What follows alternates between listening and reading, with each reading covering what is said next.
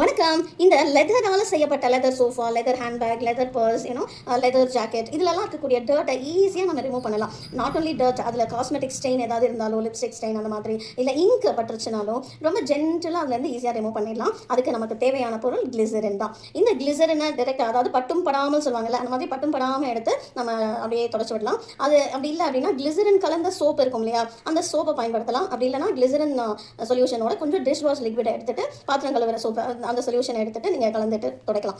இந்த செய்யறதுக்கு முன்னாடி நம்ம இந்த ஆப்ஜெக்ட்ஸில் ஏதாவது ஒரு கார்னரில் ஒரு பேட்ச் டெஸ்ட்னு சொல்லுவாங்க இல்லையா, அந்த மாதிரி பேட்ச் டெஸ்ட் ஒன்று பண்ணிக்கோங்க. ஏன்னா அந்த பர்டிகுலர் லெதர் வந்து ப்ராப்பராக இல்லை அப்படின்னாலும், நல்லா பதப்படுத்தப்படாட்டியும் நம்ம அந்த இதெல்லாம் வந்துடும். அதனால் ஏதோ ஒரு கார்னரில் டெஸ்ட் பண்ணி பார்த்துட்டு பண்ணுங்கள். ஓகே, ஸோ இந்த ஆப்ஜெக்ட்ஸில் ஹார்ஷாக துடைக்கக்கூடாது. அப்படியே ஜென்டலாக யூ கேன் க்ளீன் இட். இப்படி ஜென்டலாக க்ளீன் பண்ணலாம். ஓகே, ஸோ இது வந்து க்ளீனர் மட்டும் இல்லை, இந்த கிளிசரின் வந்து ஒரு மாய்ஸ்சரைசராகவும் இருந்து நம்மளோட ஆப்ஜெக்ட்ஸ் அந்த லெதர் ஐட்டம்ஸை வந்து நல்லா பார்த்துக்கும். ஓகே, ஸோ இப்போ ஒரு எக்ஸாம்பிளுக்கு நான் இந்த இங்கில் எழுதுறேன். இது வந்து gel ink. Okay, green gel ink. Okay, என்னதான் போயிடும்னாலும் பயமாக இருக்குல்ல.